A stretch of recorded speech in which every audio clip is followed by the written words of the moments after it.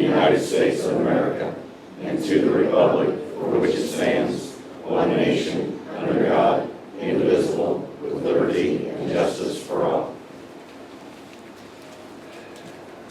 Well, I think we're all aware that next week we celebrate the birthday of our country. And we're all aware that we live in a country now that is divided and angry. At no time since the Civil War. At the end of that war, President Lincoln made a speech to the country, knowing the need for healing. And it's brief, and I would just like to recite that speech.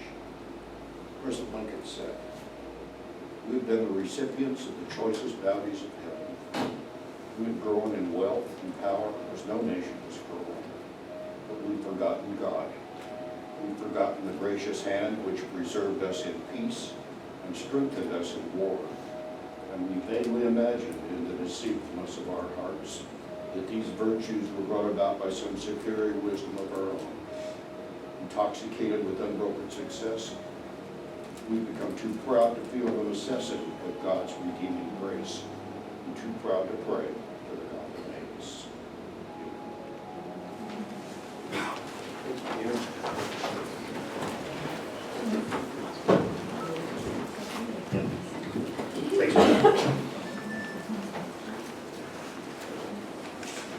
The first thing up on the agenda is the approval of minutes of the January 10th, 2019 meeting. At this time, I'd entertain a motion. So moved.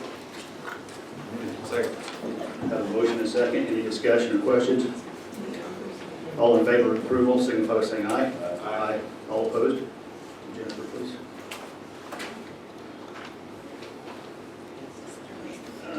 Next up is a public hearing approval to enter into a lease at 127 East Main Street, Public Defender's Office.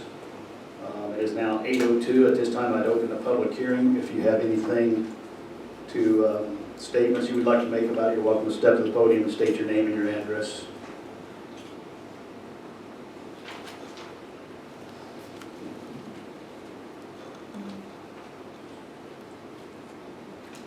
Morning. Morning. As most of you know, I'm Brian Donaldson, the Chief Public Defender. Obviously here in support of the petition. We need more space, as I read it to you last month when I was here at your last meeting. So entertain if there's any questions. Happy to try and answer them. Thank you. Anybody else? Okay, hearing none. 8:03, we'll close the public hearing. And we'll move on to the approval of claims. All righty, good morning. I have the accounts payable claims docket in the amount of $2,512,406.61. That does contain a rather sizable check associated with settlement. And then we have the payroll docket from last Friday, and that is in the amount of $384,337.87. Move to approve claims. I'll second. Have a motion and a second to approve the claims as presented. Any discussion or questions? All in favor, say aye. Aye. All opposed? What else from the auditor's office? We have completed settlement. I sent those figures out to you all last week, and the distributions are almost completed. We're still working on some special assessment distributions that we're getting further clarification on. And then I have an ordinance later on in the meeting, and I kindly ask that you would consider suspending the rules and passing it on the first reading today. That's all I have. Thank you. Thank you. Any reports from elected officials, department heads? I see Amber on the agenda. Does anybody else have anything? Okay. Good morning. Frog in my throat this morning, I apologize. I come before you today because recently, June 11th, I believe it was, we released the Community Health Needs Assessment for Montgomery County. This is the second of these for our county. We released the last one in August of 2015 as we began our journey through accreditation. And you may have read recently that we achieved national accreditation in the health department. And this is just the continuation of that. It doesn't stop. We keep moving forward to assess what we need in our community.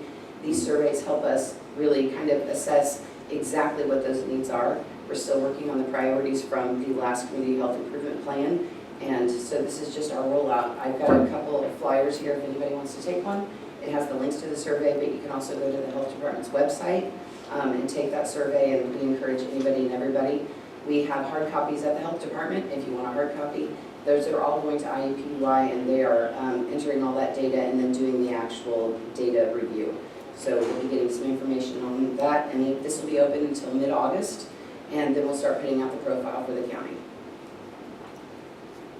Thank you. Thank you. Any questions for Amber? All right, anything else? Any other department heads? Hearing nothing, we'll move on to old business. Second reading of ordinance 2019-15. This ordinance establishes the zoning fee fund. The source of these, the monies in the fund are zoning fees that are collected on applications and user fees paid pursuant to the new zoning ordinance. The use of the money will be to pay for the operation expense of administering the ordinance, and it's a non-reverting fund. This time I'd entertain a motion on 2019-15. So moved. Second. Got a motion and a second. Any discussion? Any questions from the audience? All in favor signify by saying aye. Aye. All opposed?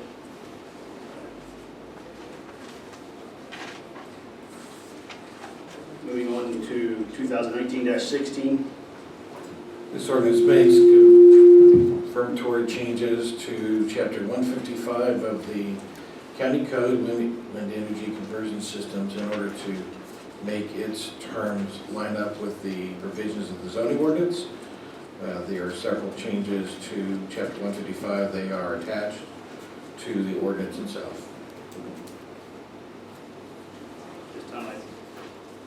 This time I'd entertain a motion on 2019-16.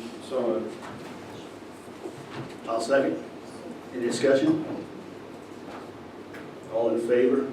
Or, excuse me, anything from the audience? All in favor, signify by saying aye. Aye. All opposed? Motion passes 3-0. And introduction, or excuse me, second reading 2019-17. Yes, Senate Enrolled Act 142 requires all municipalities to establish a conflict of interest policy which prevents a building commissioner, building code official, or inspector from issuing building permits in which they have an interest. This ordinance establishes such a policy, and that section of the code will be inserted at 150.06 as part of the permit application process. This time I'd entertain a motion on 2019-17. So moved. Second. We have a motion and a second. Any discussion? Anything from the audience? All in favor, signify by saying aye. Aye. All opposed? That's it under old business. Moving on to new business. Looks like we have a couple of leases on copiers. We discussed at the council meeting the other night on one of them. You have one too, Jennifer? Yes, sir. Could we see it No, for? he said, he told me you would bring the originals. Brad Case did. Did he? Okay. I will have to those for you later on.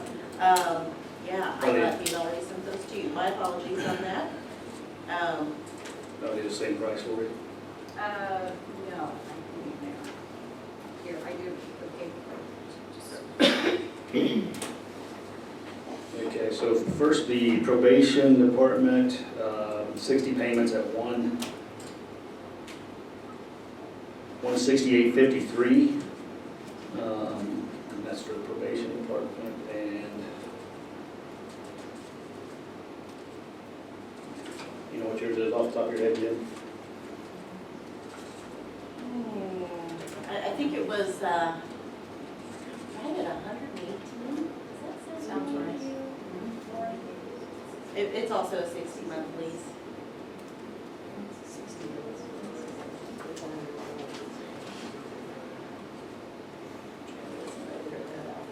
60 months at 104.74. Okay. So 104.74 and 168.53. Move to approve Rico copier lease. Have a motion and a second to approve Rico copier lease for the probation office and the auditor's office at the amounts stated. Any discussion? Anything from the audience? All in favor say aye. Aye. All opposed?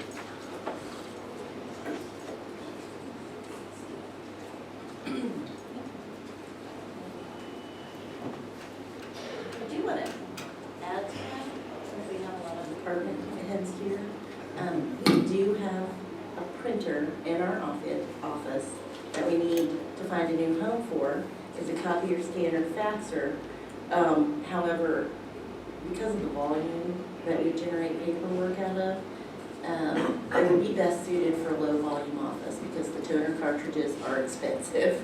So, and it's paid for. Just if somebody else here at the county needs that for their office, let me know. Okay, thank you. Moving on to B, it's the letter of understanding, State Road 32 unofficial detour with NDOT. And you got anything to say to that, Jim? Other than it's County Road 425 East? Yes, state's gonna close down 32 over Walnut Creek on the east side of the town. We have an agreement with NDOT to use 425 as the unofficial detour. They will reimburse the county for any damages to that road. My biggest concern is that trucks are going to be using Overcoat Road, so I suggest that we put in type 3 barricades on both sides and just say local traffic only to prevent semis using this. Terry Harkin-Smith lives on that road and has experience where a truck has gone off the edge and they've had to tow it out, so it's just going to be a huge problem, and we have 3 big culverts on that road that are planning on being replaced this fall and early winter. At this time, I entertain a motion of approval for the NDOT letter of understanding, State Road 32 East using 425 East. We have a motion and a second. Any discussion? Anything from the audience? All in favor say aye. Aye. All opposed? That's later this year. July 18th. Okay. So let's get on that next meeting for the 150 or Overcoat Road. Okay. Next is, under C, it looks like we have introduction of 5 ordinances. I'll turn it over to you, Dan. Probation Department has received a $8,650 grant from the Drug-Free Montgomery County Coalition Local Coordinating Council. It's a series of mini grants designed to support the treatment, drug court incentives, veterans treatment court, and juvenile drug screens. This ordinance would create the 2019 Drug-Free Montgomery County Coalition grant fund, and the funds would have to be used consistent with the grant. Any questions for Dan? Or Andrew down there if we need anything? Okay. Is that okay on next meeting? Is our next meeting okay on that? That's what it needs to be. We have the checks, we're ready to go, but I've got it scheduled to go before the council, so I defer to you as far as, and that would be the same on all 4 of those. I have the funds actually sitting ready to go. So the top 4? Yes. Okay. Yeah, go ahead and introduce them. Yep. Ordinance 2019-19 establishes the 2019 Veterans Court Problem-Solving Grant Fund. The Probation Department has received a $9,500 grant from the Supreme Court for that purpose. The ordinance has established the fund for the grant funds, and then the money would be used to provide training incentives, participation, transportation, treatment, and housing. This would be a non-reverting fund. Any questions on 2019-19? Okay, go ahead. Ordinance 2019-20 is creates the 2019 Veterans Court Grant Fund. The probation department has received from the Indiana Supreme Court a grant in the amount of $89,302. These funds would be used consistent with the grant award to provide for salaries and benefits of the program coordinator, mentoring, training, drug testing, and supplies. This would be a non-reverting fund also. Anything on 2019-20? Okay, and the last one. And finally, ordinance 2019-21 creates the 2019 Drug Court Grant Fund. The probation department has received a grant in the amount of $10,000 from the Indiana Supreme Court. Funds are to be used consistent with the grant award for training incentives, chemical testing, participant transportation, treatment, and housing. This would also be a non-reverting fund. Any questions on 2019-21? Okay, at this time, since she has the checks, I would entertain a motion to suspend our rules so we can act on these 4 ordinances today. Have a motion and a second to suspend the rules. All in favor say aye. Aye. All opposed? At this time, I would entertain a motion to approve 2019-18 through 2019-21 for the probation department for the grant funds. Motion and a second. Any discussion or questions? Anything from the audience? All in favor say aye. Aye. All opposed? Thank you, gentlemen. Yep, thank you. And the next one is 2019-22. Yes, House and Old Act 1427 made changes to the statute which requires the auditor to collect a fee for real estate endorsements. Under the new law, which takes effect July 1st, the commissioners are required to pass an ordinance which requires the auditor to collect $10 for each deed or legal description of each parcel on which they're required to make an endorsement. You have 2 sections of the code affected by this change. One is Section 3607, which says that the auditor may collect a fee for this endorsement. And also, this ordinance would establish the Plat Map Maintenance Fund, which would be 35122. Currently, there's been a Plat Map Fund for some time, it's just not in our codification. So this ordinance would amend 3607 to be consistent with the new law, and it would also create the Plat Map Maintenance Fund, which would say that all funds used in this fund have to be used to maintain plat books in a traditional or electronic format, as the new law says. You may, if you suspend the rules, this law takes effect July 1st, so if you suspend the rules to adopt this ordinance, we would have to make the effective date of the ordinance July 1. Any questions? Okay, this is the one Jennifer had asked about at the start of the meeting, so I'd entertain a motion at this time to suspend the rules on 2019-22. Second. A motion and a second. All in favor say aye. Aye. All opposed? At this time, I'd entertain a motion to approve 2019-22, which would reflect the changes Dan had stated. Second. A motion and a second to approve 2019-22. Any questions or discussion? Anything from the audience? All in favor say aye. Aye. All opposed? Okay. Moving on to E, amendment number 1, agreement on call service bridge, asset management, American Construction Point. I'll turn it over to the engineer. Yeah, what this is, we have an on-call agreement with American Construction Point, putting together our asset management plan for our bridge improvements, which we have gotten approved by the state of Indiana and NDOT, and also LTAP. This outlines a program on how we are going to maintain our bridges in the next, from this point going forward. The addition of this is increasing it from $30,000 to $50,000, which was in our budget. The other $25,000 is actually for a environmental study because we have scour protection we have to do on probably about 18 bridges. Since this is below the ordinary high water, the Army Corps of Engineers, Indiana Department of Environmental Management, and also Natural Resources requires us to get permits before we actually go out for bid with this work. So that's what the additional, again, we have appropriated additional $30,000 in the budget for this environmental study. So this amendment is within our budget. At this time, I'd entertain a motion to approve the amendment number 1 agreement with American Structure Point on-call service. So moved. Second. Motion and second. Any discussion? Any questions from the audience?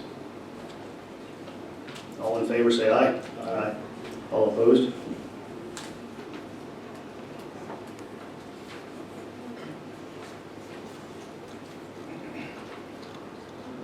And next is temporary easement for Vectren Energy, and I'll turn it over to Dan for that.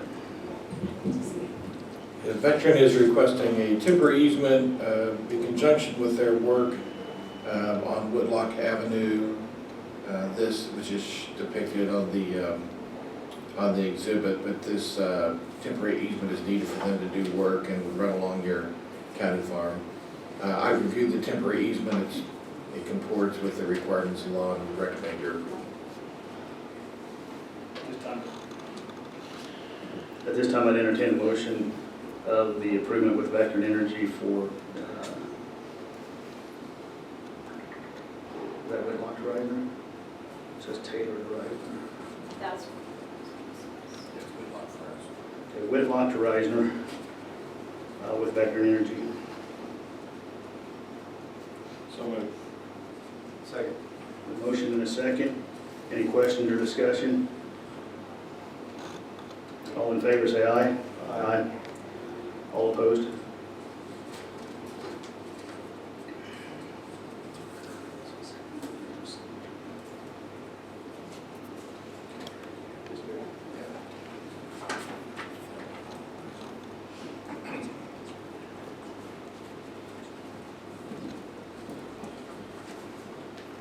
Okay, anything under other business? Yeah. You guys know?